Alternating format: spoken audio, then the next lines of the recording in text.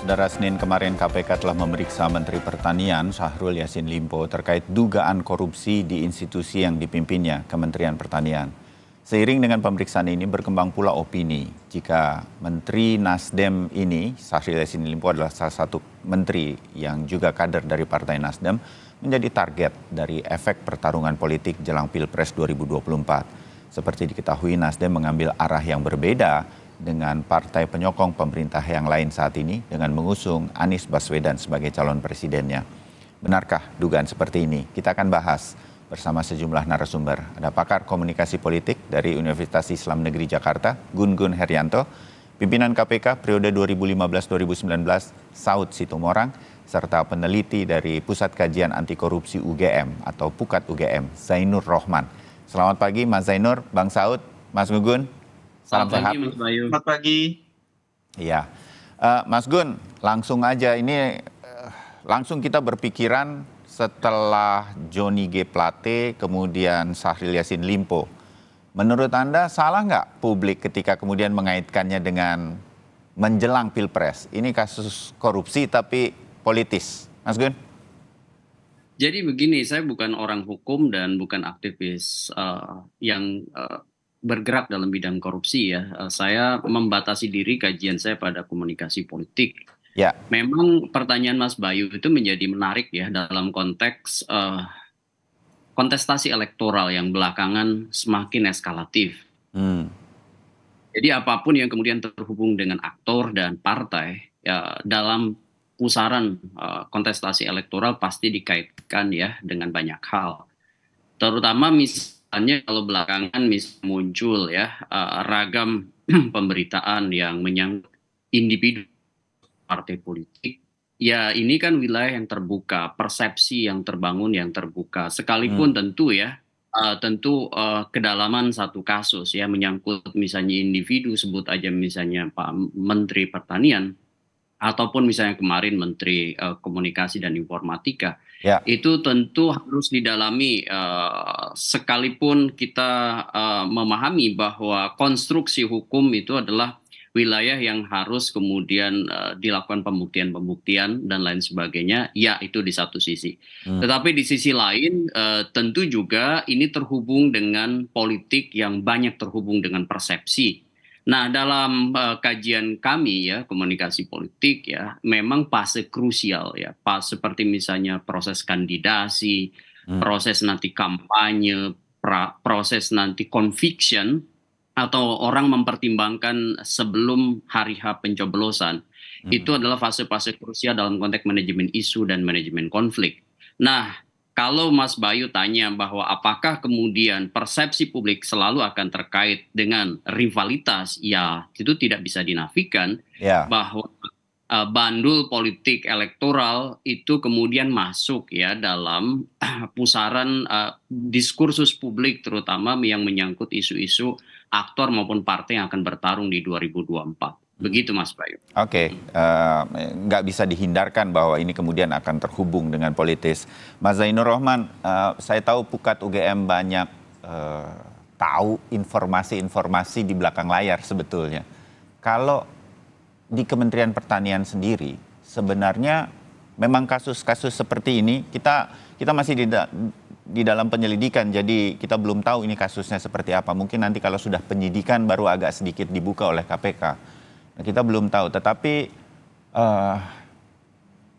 apakah di Kementerian Pertanian ini juga murni kasus korupsi ini ada?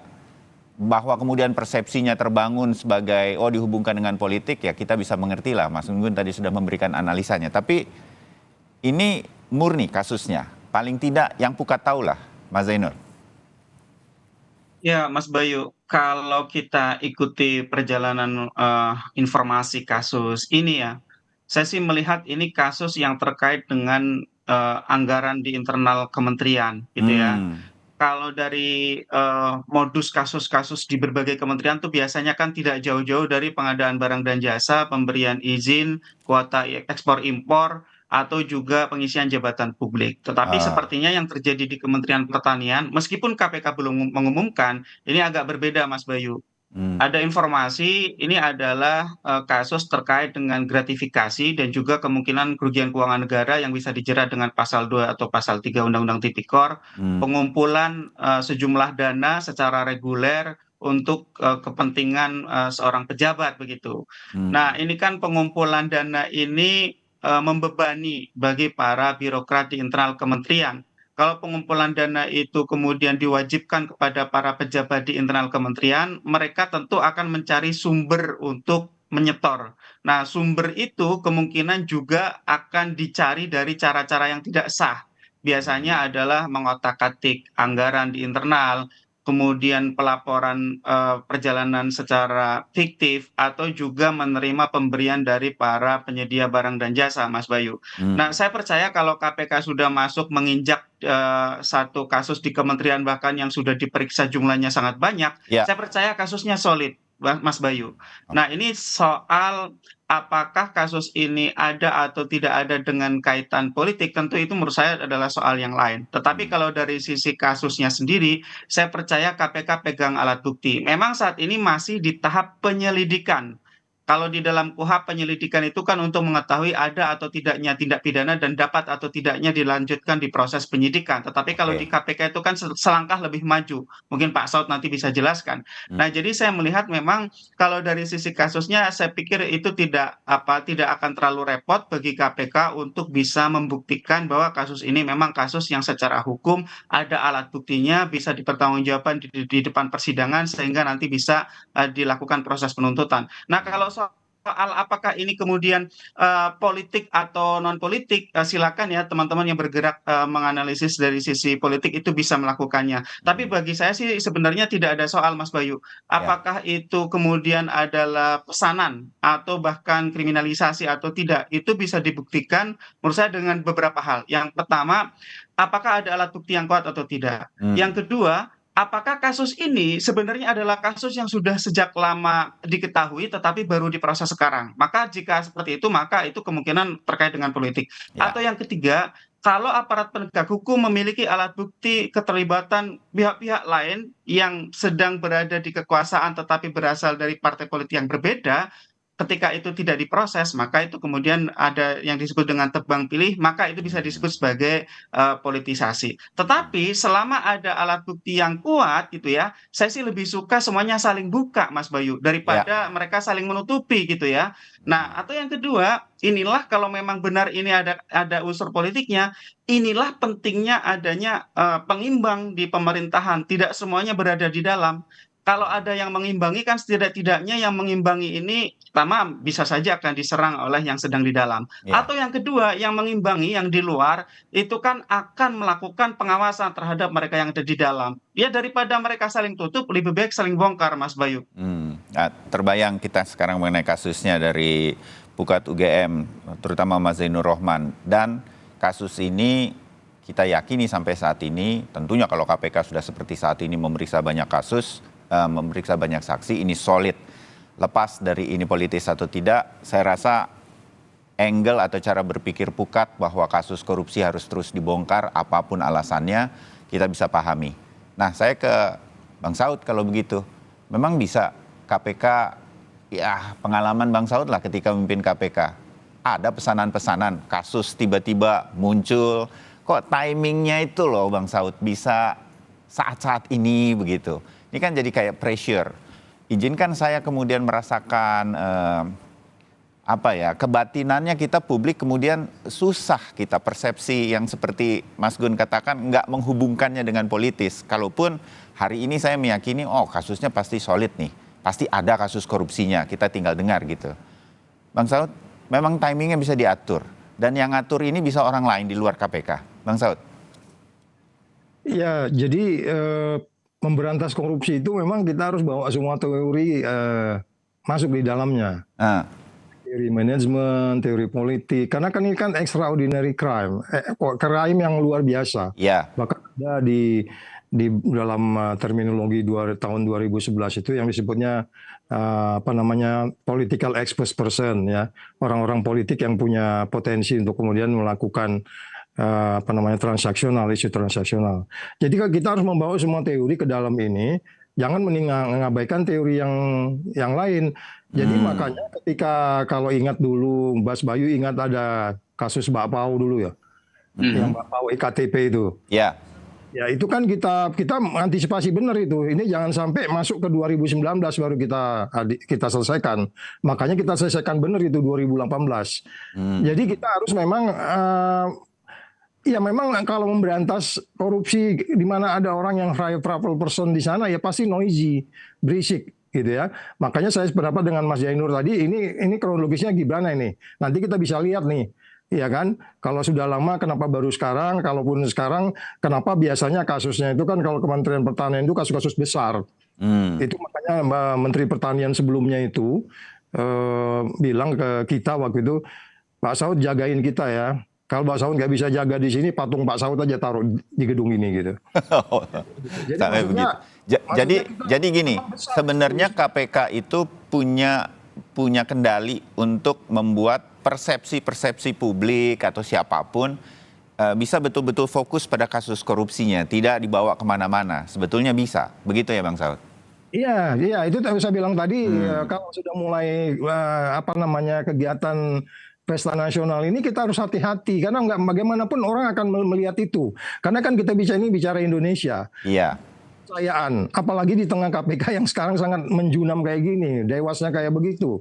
Dia mengeluarkan angka di tahanan gede. Kalau angka di tahanan menyangkut pegawai dia kencang, menyangkut pimpinan dia nggak kencang kan gitu kan. Jadi ini kan semua bagian-bagian yang bisa kita lihat. Kalau dikatakan nggak ada kaitan dengan politik, naif juga kita. Karena memang ada cara sebenarnya kalau memang, apalagi kalau kerugiannya cuma gratifikasi berapa lah itu ya.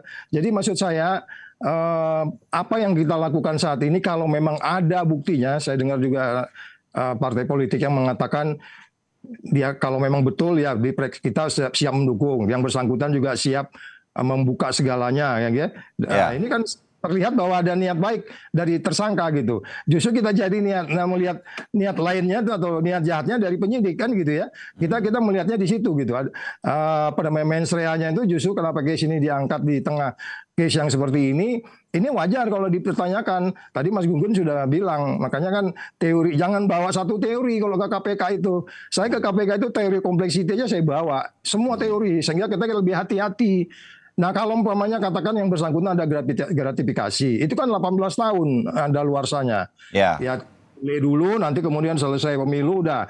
Jadi ini saya katakan kembali lagi, agak naif kalau kita katakan ini tidak ada kaitan dengan politik. Itu kesimpulan saya Mas Bayu. Ya oke.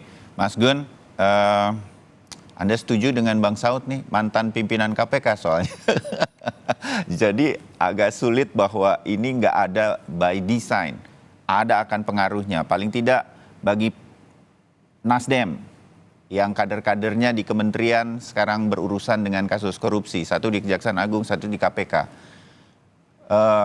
Bagaimana kita melihat ini, Mas Gun? Ini betul-betul solid kasusnya memang ada, tetapi persepsi publik seperti ini, di tengah seperti ini kan bagi saya, kalau saya membayangkan diri sebagai Nasdem, ini merugikan sekali sebetulnya.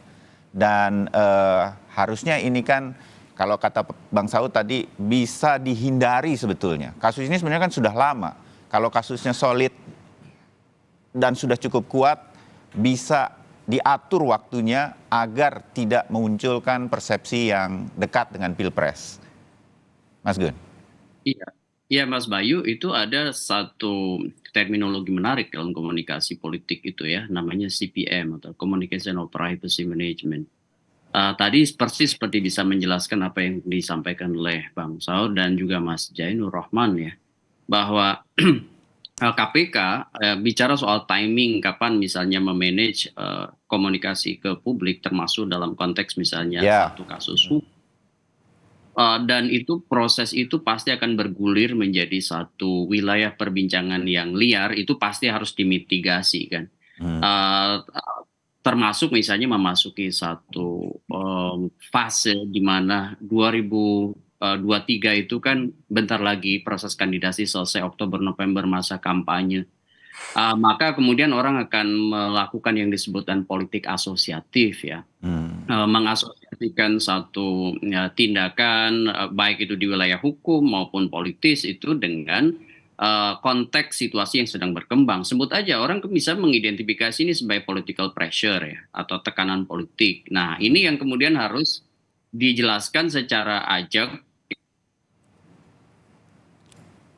Halo Mas Gun. Tampaknya sinyalnya sedikit terganggu, tetapi nanti kita sambung lagi. Ya, melalui pembuktian-pembuktian di wilayah. Jangan sampai kemudian begini, ya saya agak khawatir kemudian ada kesan yang menguat kalau kemudian institusi KPK itu kemudian bisa tadi apa namanya ada proses politik dari kekuatan di luar yang kemudian memanfaatkan momentum ya untuk kemudian bukan hanya semata-mata kasus hukum nanti, tapi bisa menjadi political pressure bagi kekuatan tertentu begitu. Nah, ini yang kemudian satu hal yang makanya tadi saya mencermati betul apa yang disampaikan oleh Bang Saud, misalnya kayak kasus IKTP, bagaimana misalnya timingnya bisa diselesaikan sebelum memasuki tahun 2019 misalnya. Ini proses yang tentu mitigasi penting ya dalam konteks penegakan hukum. Jadi hukum tidak bisa dilepaskan ya dari atmosfer politik yang tentu berkelindan.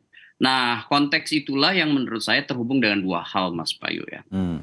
Pertama itu wilayah tentu framing ya pemberitaan media yang kemudian pasti akan berkelindan dengan isu hukum. Ya, makanya kemudian harus dimitigasi apakah ini kemudian lebih kental muatan politiknya atau sebenarnya murni penegakan hukum. Nah, ini kan satu hal yang harus dimitigasi sejak awal oleh institusi seperti KPK ya. Yang kemudian yang kedua adalah soal bagaimana misalnya FCR atau finding, conclusion, recommendation atas kasus-kasus hukum ini berujung di mana. Nah, ini kan butuh yang disebut dan evidence base atau basis-basis data, basis bukti yang kemudian lebih kuat dibanding kemudian wilayah persepsi yang mungkin saja kemudian semua orang bisa memiliki tafsir atau memiliki makna yang berbeda-beda. Ini disebutkan makna polisemik ya.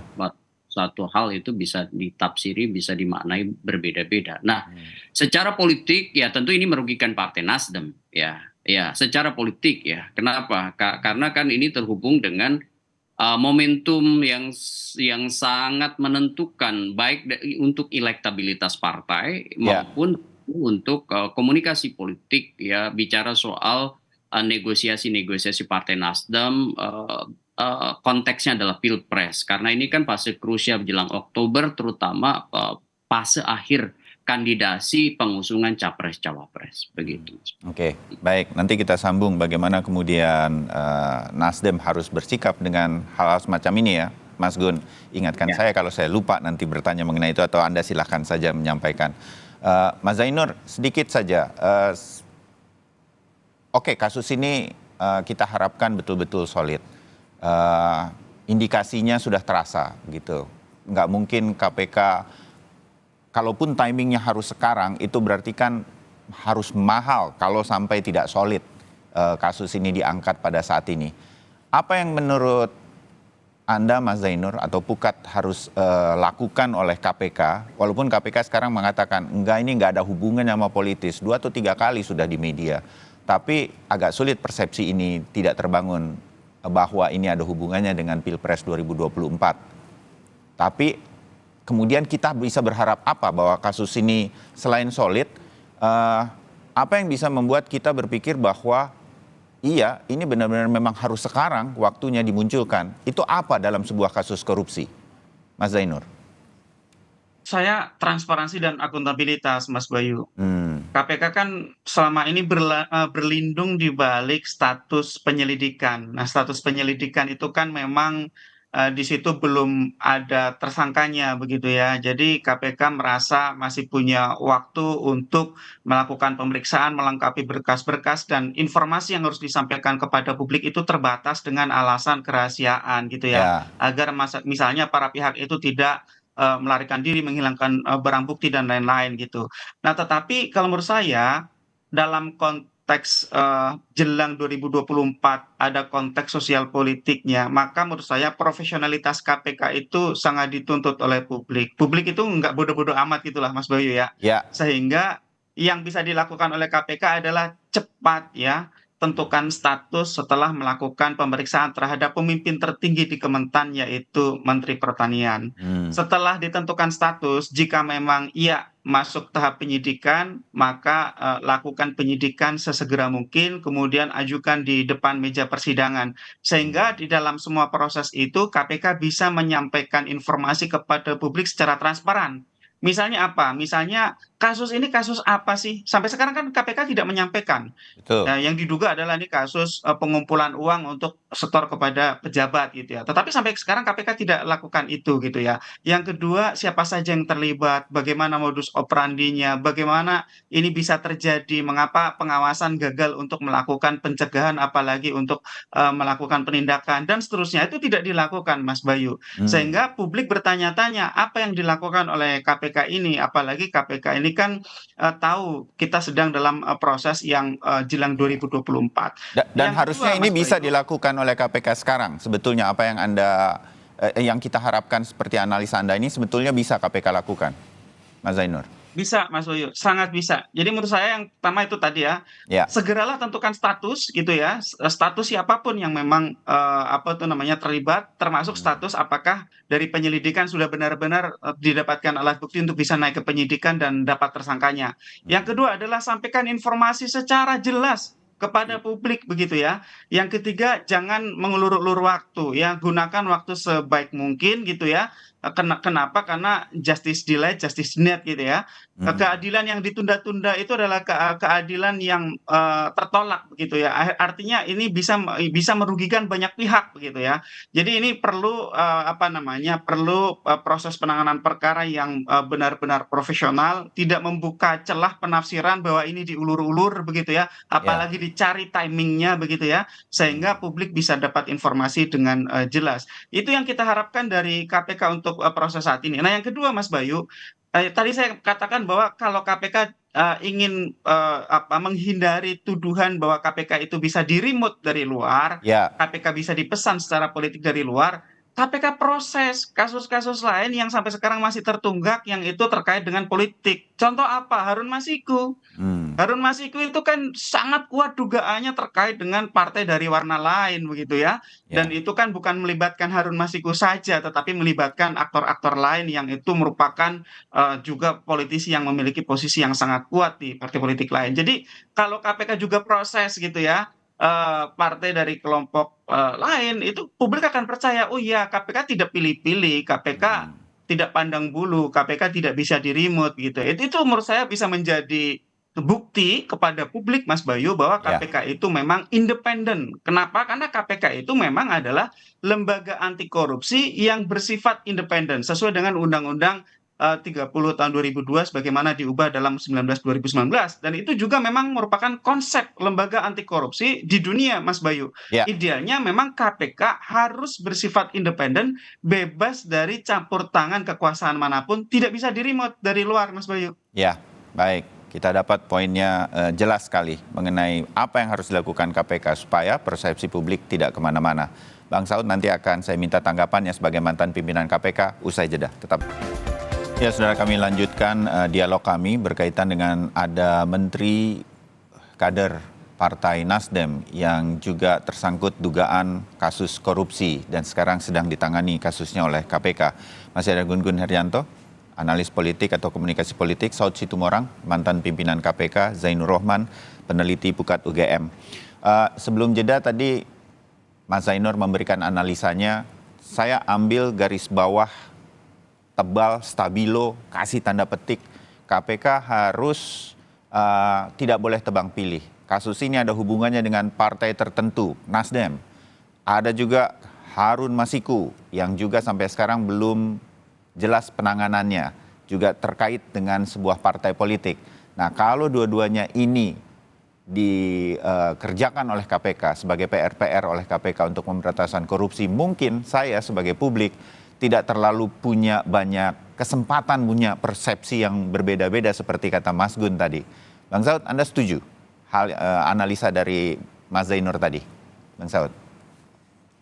Ya, jadi memang saya berpikiran begini, bahwa kalau memang mereka ditugasi dalam arti memang memberantas korupsi secara perform gitu ya, secara berintegritas gitu, tentu tidak akan menimbulkan tanya-tanya. Saya selalu mengatakan tandanya politicking itu kan kasus gampang dibikin susah, kasus susah dibikin gampang. Ini kan sebenarnya kasus gampang ini kok dibikin susah kayaknya gitu. Ini sederhana banget ini kalau yang betul kasusnya SPJ, di setiap SPJ yang ngambil uang sekian gitu ya. Itu kan udah terbukti banget itu easy gitu. Jadi maksud saya kasus gampang dibikin susah, yang susah malah dibikin gampang gitu ya. Itu menunjukkan politikingnya sedang terjadi di sana. Nah oleh sebab itu saya mengatakan kalau memang kita masih mau berpikir bahwa kalau masih mau ya, tapi saya pikir nggak bisa diharap lagi ya sampai nanti presiden barunya muncul lah ya undang-undang KPK yang dikembalikan dan seterusnya.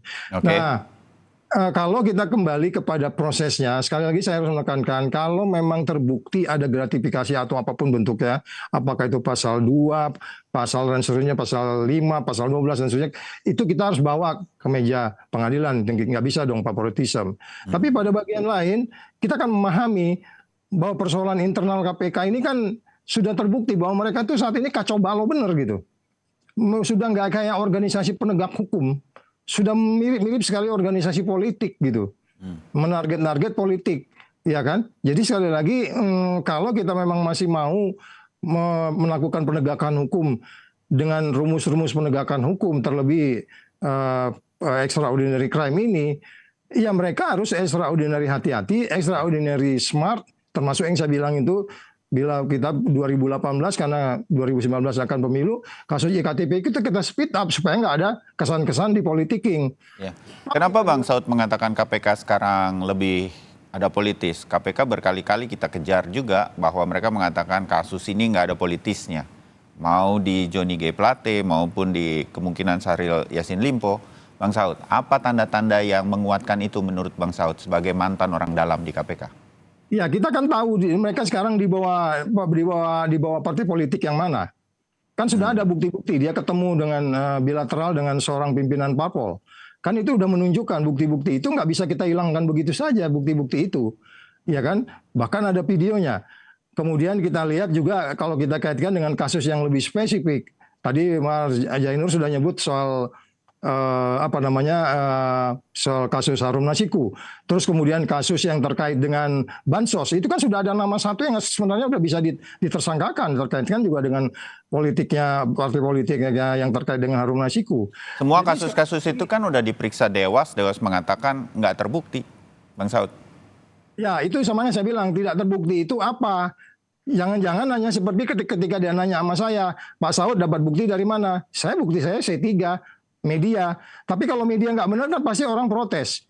Jangan katakan unsur media karena saya dapat informasi media, saya nggak ketemu langsung di SDM, saya dikatakan bahwa informasi saya tidak valid. Ya tugas dia untuk mencari informasi kebenarannya. Jadi sekali lagi, kalau memang dikatakan ini tidak ada kaitan dengan politik, bukti-bukti menunjukkan dia sudah diremot kok. Iya kan? Sudah jelas itu, kita nggak bisa menafikan lagi. Ada banyak yang favoritism di sana. Bahkan dia sudah seperti merasa seperti I am the law gitu. Jadi dia bisa melakukan apa saja, kemudian Dewasnya juga tidak bisa melakukan apa-apa. Gitu, Mas. Oke. Baik. Terbayang sekarang kalau bicara dengan Bang Saud itu saya selalu mendapatkan kesan ada KPK sekarang sudah agak sedikit berbeda dan saya mengerti mengapa posisi-posisi itu selalu disampaikan oleh Bang Saud. Saya ke Mas Gun sedikit. Mas Gun, selain KPK yang menjadi perhatian publik sekarang adalah selalu mengatakan bolehlah kepada partai politik yang sekarang sedang berkuasa atau kepada pemerintah yang sekarang sedang berkuasa bahwa ini by design kayaknya memang disengaja begitu. Nah kira-kira itu kan obrolan kalau sambil ngopi dengan teman-teman, waduh kemarin Kominfo, sekarang Kementan, mungkin berikutnya adalah Kementerian KLH dan K gitu, ya kan kira-kira begitu tuh bayangan kita. Artinya harus ada yang menjawab juga pemerintah berkaitan dengan ini secara analitis Anda sebagai komunikasi politik, Mas Gun menurut Anda, atau juga Nasdemnya juga harus menjawab ini, menurut Anda Mas Gun?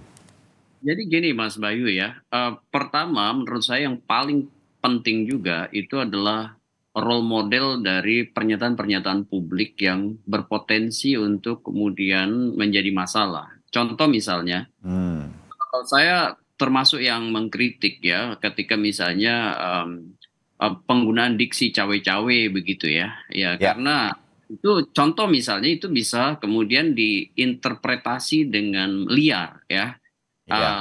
Meskipun ya tentu ya sudah ada semacam klarifikasi ya bahwa itu adalah dalam konteks politik kenegaraan, tetapi kemudian kan seperti tindakan itu seperti sekuensial. Jadi ada satu pernyataan muncul di satu konteks ya, dan kalau tidak cepat proses memberi semacam klarifikasi, itu pernyataan akan menjadi equivocal communications ya, komunikasi itu kemudian menjadi satu hal yang multi interpretasi. Nah, itu yang kemudian sempat muncul pada saat Pak Presiden misalnya menggunakan kata cawe-cawe begitu ya. Dan saya kira bukan di situ poin saya. Politik istana, politik pemerintah dalam realitas kontestasi elektoral menurut saya memang harus jauh lebih hati-hati ya. Kenapa? Karena langkah-langkah strategis pemerintah terutama oleh aktor-aktor penting seperti presiden dan circle-nya itu akan kemudian menjadi semacam asupan ya bagi ragam pemberitaan, ragam diskursus publik yang kemudian kalau semakin sering ya menggunakan semacam tindakan simbolik ya, bukan hanya kata-kata, seperti tindakan simbolik yang lebih dekat pada salah satu misalnya capres begitu ya. Nah, itu akan kemudian diinterpretasi bahwa bandul politik istana kemana, dan itu kemudian kurang memberi misalnya semacam apresiasi pada atau sebut aja proporsi yang seimbang misalnya dengan kelompok lain. Nah, hal seperti ini kan bisa kemudian memantik yang disebut dengan interpretasi publik ya, bahwa ada semacam arah atau bandul politik yang mengarah pada satu kekuatan dan tidak pada kekuatan lain. Nah, Pak Presiden tentu harus berdiri di atas semua kelompok, harus berdiri di atas semua kandidat, termasuk menurut saya dalam konteks ini adalah peran pemerintah ya saat ini dan ke depan, terutama di menjelang 14 Februari 2024. Kalau soal partai ya seperti Partai Nasdem ataupun partai-partai lain ketika diterpa isu dalam konteks misalnya yang terhubung dengan atau berpotensi menjadi krisis ya institusi, itu pasti kan mereka akan mengelolanya, dan ini bagian menurut saya standar dalam protokol komunikasi ya. Protokol komunikasi politik itu kan ada 12 standar. Salah satunya adalah bagaimana misalnya memanage isu yang berpotensi mengarah pada krisis komunikasi. Kira-kira begitu Mas Bayu ya. Ini pasti dilakukan oleh Partai Nasdem ya, dan juga partai-partai lain yang bersiap akan tadi bahasa Mas Jainur itu saling serang, terutama bukan hanya di wilayah politik saja, melainkan juga di wilayah hukum begitu. Oke. Kita dapat poinnya, dan saya garis bawahi menarik Mas Gun mengatakan pemerintah harus juga berhati-hati dalam berkomunikasi. Karena Pilpres ini semua akan bisa punya persepsi yang berbeda. Setiap langkah, setiap ucapan dari pemerintah. Apalagi tokoh-tokohnya, spokesperson-nya lah, sampai ke presiden. Mas Zainur, koreksi saya. Ini kita kembali ke kasus di Kementerian Pertanian yang sekarang sedang diselidiki oleh KPK. Sejauh ini sudah ada Sekjen Kementan, Kasdi Subagiono, Direktur Alat dan Mesin Pertanian, Muhammad Hatta yang sudah diperiksa. Ini petinggi-petinggi ini di Kementerian Pertanian. Pak Menterinya juga sudah diperiksa hari Senin kemarin. Tapi seberapa besar kemungkinan dengan dugaan kita ini kasus berkaitan dengan anggaran, gratifikasi, pengumpulan dana untuk pejabat, akan menjadikan tersangka? Saya memudahkan saja biar langsung Pak Menteri Pertanian saat ini akan bisa menjadi tersangka. Karena membaca dari analisa Bang Saud, kalau ia ini semacam sudah disetir, ini kan bisa terus digoreng, dimainkan panjang, kali lebar, nggak ketahuan kapan tersangkanya, ditunda dulu, nanti kemudian muncul lagi, kalau boleh saya menebak begitu. Sehingga kemudian buruk terus bagi sebuah partai politik, ujung-ujungnya nanti ke Pilpres dan lain-lain. Nah, sampai sejauh mana, Mas Zainur? Ini saya mengerti bahwa ini harus cepat sebetulnya, cepat umumkan sehingga kemudian tidak dimain-mainkan sampai begitu panjang isu-isu seperti ini. Mas Zainur. Ya, Mas Bayu, tentu kalau kita perhatikan dari informasi yang disampaikan oleh KPK dengan sangat terbatas itu memang sepertinya ini ada beberapa pejabat ya di internal Kementerian Pertanian tadi sudah disebut Sekjen, ada direktur. Nah, direktur ini kan yang Mas Bayu sebut tadi adalah orang kepercayaan dari Pak Menteri yang dibawa dari Sulawesi Selatan begitu ya. Tadinya adalah pegawai di Pemprov Sulsel kemudian masuk ke Kementerian Pertanian itu masih baru ya di tahun 2019 gitu. Nah, kalau pertanyaannya ini apakah akan sampai puncaknya, ya menurut saya memang justru itulah yang ditarget oleh KPK berdasarkan pemeriksaan yang sudah dilakukan. Sepertinya justru KPK ingin melihat apakah Menteri Pertanian ini harus dipertanggungjawabkan secara hukum karena terlibat misalnya menerima aliran-aliran dana itu. Saya melihatnya justru memang tujuan utama dari KPK adalah Menteri Pertaniannya. Apakah KPK akan dapat untuk menjerat Menteri Pertanian dengan alat-alat bukti yang sangat kuat dan bisa dipertanggungjawabkan di depan persidangan atau tidak? Ya, kita tunggu waktu. Nah, maksud kita adalah kita menunggu waktunya itu jangan terlalu lama karena ini kasus juga sebenarnya bukan kasus baru-baru amat. Kalau KPK mengatakan ini sudah diproses penyelidikan dari awal tahun 2023 dari bulan Januari, tetapi kan KPK juga menyampaikan bahwa kasus ini adalah dugaan pengumpulan dana setoran kepada pejabat dari tahun 2019. Artinya ini seharusnya sudah bisa dilakukan oleh KPK di jauh-jauh hari, atau yang kedua setidak-tidaknya jangan buying time kemudian membuka ruang-ruang spekulasi.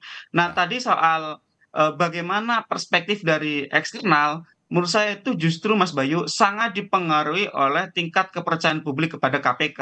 Dari zaman dulu publik tidak pernah mempermasalahkan sebenarnya gitu ya, kalau ada seorang politisi, pejabat publik itu dijerat oleh KPK bahkan misalnya bersamaan dengan satu momen-momen politik tertentu. Kenapa?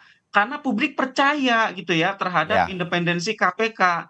Publik melihat KPK tidak pandang bulu, tidak tebang pilih, dan bisa dilihat oleh publik KPK hajar semua kalau memang ada alat bukti yang menunjukkan tindak pidana korupsi yang dilakukan oleh mereka. Nah, saat ini KPK redup kepercayaan publik terhadap KPK dimulai dari revisi Undang-Undang KPK dalam Undang-Undang 19. Ya, Undang-Undang 19 itu sangat mereduksi derajat independensi KPK di semua sisi. Termasuk kalau dari tadi dibahas Dewas, ingat Dewan Pengawas KPK itu untuk pertama kali, ya itu yang sekarang menjabat, itu adalah orang pilihan presiden sendiri tanpa panitia seleksi. Artinya tidak ada independensi secara desain di mereka. Secara personal kita admire mereka. Mereka adalah tokoh-tokoh yang selama ini punya rekam jejak begitu ya. Tetapi secara prosedur pengangkatannya saja sudah tidak independen kok. Nah, sehingga kalau sudah tidak independen dari sisi pengangkatan, kita tidak bisa mengandalkan Dewan Pengawas untuk menjaga independensi KPK agar tidak di-remote oleh eksternal.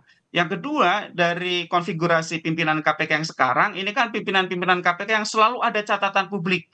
Bahkan sudah satu mengundurkan diri karena diduga melakukan pelanggaran kode etik, bahkan diduga melakukan tindak pidana yang sayangnya sampai sekarang juga tidak diproses oleh aparat penegak hukum manapun. Itu artinya memang ada problem serius di internal KPK. Oleh karena itu, karena KPK-nya sudah berkurang derajat independensinya, ya perilaku perbuatan-perbuatan internalnya juga tidak bisa dipercaya oleh publik 100%, kemudian timbul persepsi-persepsi dari eksternal terhadap proses-proses hukum yang sekarang sedang berlangsung. Sehingga menurut saya ke depan seharusnya jika memang Indonesia ingin punya badan anti korupsi yang bersifat independen, harus dikembalikan independensinya seperti yang dulu. Dan itu yang seperti itu bisa disuarakan, Mas Bayu, dari pihak-pihak yang merasa sebagai korban seperti Nasdem ini. Nasdem kan punya anggota DPR, ya suarakan di Komisi 3 gitu ya agar KPK ini bisa independen. Atau anggota DPR Nasdem di Komisi 3 juga bisa meminta akuntabilitas kepada Jaksa Agung dalam proses penanganan Pak Joni G Plate atau dalam proses penanganan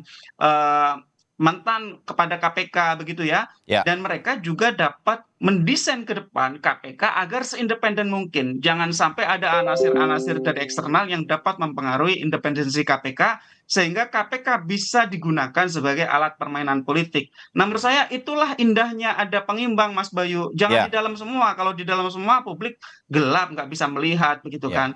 Kita paham kok bahwa memang ada keresahan-keresahan ya di pihak-pihak yang berada di eksternal pemerintah, khawatir dikerjai oleh alat-alat penegak hukum. Kita tahu itu. Tapi yang menurut saya dua yang saya catat. Yang pertama, jangan sekali-kali melakukan korupsi. Udah, kalau tidak korupsi tidak ada celah lagi, Mas Bayu. Ya. Yang kedua, ini seharusnya menjadi kesadaran bagi semua politisi bahwa kekuasaan itu sementara, tidak ada yang abadi. Semua itu temporer, Mas Bayu. Roda itu berputar. Sekarang berkuasa, besok bisa di luar gitu ya. Sehingga sekarang oke, bisa aman. Tetapi ingat, tindak pidana korupsi itu bisa diproses kapanpun dengan daluarsa 18 tahun gitu ya. Ya kalau memang ingin selamat dunia akhirat, ya jangan sekali-kali lakukan korupsi dan sadari betul bahwa semua bisa diproses suatu hari. Kalau mau semuanya fair, dengan permainan yang adil, maka semua non-partisan, bipartis semua ya, di atas kepentingan partai politik, buatlah lembaga anti korupsi yang bersifat independen. Kembalikan independensi KPK. Orang semua yang di luar sekarang juga dulu juga sepakat kok dengan revisi Undang-Undang KPK. Sekarang baru merasa menjadi korban. Ya kalau saya sih, saya sangat ingat betapa pedihnya kita yang selama ini bergerak di bidang anti korupsi, betapa Undang-Undang 19 itu mempreteli independensi KPK, Mas Bayu. Ya, oke. Sudah dapat betul poin-poinnya berkaitan dengan kasus ini. Tapi saya ingin berikan kesempatan terakhir sebelum kita tutup. Bang Saud, profesionalisme independensi KPK pada saat ini masih kita bisa berharap. Paling tidak untuk kasus di Kementerian Pertanian ini sehingga kemudian tidak ada persepsi yang lain betul-betul kasus korupsi. Bang Saud. Ya, mereka harus buktikan itu ya. Harus buktikan bahwa mereka tidak politiking, mereka perform, mereka sesuai dengan asas-asas pemberantasan korupsi dan seterusnya, transparan, akuntabel, tidak konflik of interest. Kan tiga-tiga hal ini mewarnai pikiran mereka, keadaan di dalam. Nah, oleh sebab itu berikutnya adalah bagaimana kita yang berada di luar ini, civil society, ya harus mengawasi ini nih. Makanya ketika kemarin kasus yang pertama itu yang menyangkut Nasdem, kan saya gambar sendiri semua kasusnya. Ternyata ada dari awal saya udah curiga ini pasti yang perusahaan ini sebagai konsorsium harus diambil. Makanya saya ke Komisi 3 waktu itu. Ya kan, ini nggak benar ini, jangan memihak begini satu sisi. Nah, kemudian belakangan ini jadi tersangka. Yang di situ juga banyak hal-hal yang bisa kita simpulkan bahwa teori-teori beneficial ownership dan berikutnya ya, dan hal-hal lain yang membuat kita makin yakin gitu. Kalau mereka yakin beneficial ownership, seharusnya sejak awal itu sudah ditersangkakan, walaupun kasusnya di kejaksaan ya. Tapi maksud saya adalah bahwa bagaimana kita bisa melakukan ini, keadilannya akan datang dan semua pihak-pihak yang terlibat terkait dengan ini harus diselesaikan. Ya harus diselesaikan, jangan favoritism, jangan memilih sesuatu terus kemudian menyingkirkan yang mereka ada konflik of interest di sana. Nah, itu mereka harus buktikan bahwa mereka tidak politiking, tapi nyatanya kan sampai hari ini yang kita lihat itu sangat maksimal politikingnya. Ya kan, masa kita harus nyebutin 1 sampai 100 sih? Ya kan, Harun Masiku, kasus kemudian yang cerita-cerita geledah di kantor DPP, terus kemudian kasus yang barang bukti hilang di Kalimantan, ya kan, 1 truk barang bukti hilang itu gila itu, ya kan, terus kemudian apa lagi, Mas Yainur hafal itu lebih 100 kali, ya tuh. Jadi maksud saya jangan dibilang ini tidak, kita punya fakta bahwa mereka itu sekarang favoritism. Kalau kita nggak mau bilang politiking lah gitu ya, memilih kasus gitu. Jadi ya udah, saya bilang udah kita biarin lah, pilih presiden yang benar, nanti undang-undang KPK kita kembaliin. Oke, sebagai sebuah harapan bagaimana kemudian perang terhadap korupsi nanti masih akan terus berjalan. Saya sebagai publik masih senang bisa berbincang terus dengan Bang Saud, Mas Zainur Rohman, dan juga Mas Gun-Gun Herianto untuk mengingatkan semua pihak. Sebetulnya tidak ada jalan sebetulnya untuk korupsi dan kita sedang menuju terus ke sana sebagai sebuah optimisme. Walaupun kecil tapi cahayanya masih ada di ujung lorong sana. Bang Saud terima kasih, Bang Zainur terima kasih, Mas Gun-Gun terima kasih, kita pantau terus situasi di Kementan yang sekarang sedang ditangani KPK. Selamat pagi, salam sehat. Selamat pagi. Ya, itu dialog kami pada pagi hari ini. Kita masih akan terus pantau situasi KPK yang terus akan menyelidiki dan mungkin akan naik nanti ke penyidikan kasus di Kementerian Pertanian. Kami jeda dan sebentar lagi Valentina Sitorus akan hadirkan informasi-informasi lainnya. Banyak juga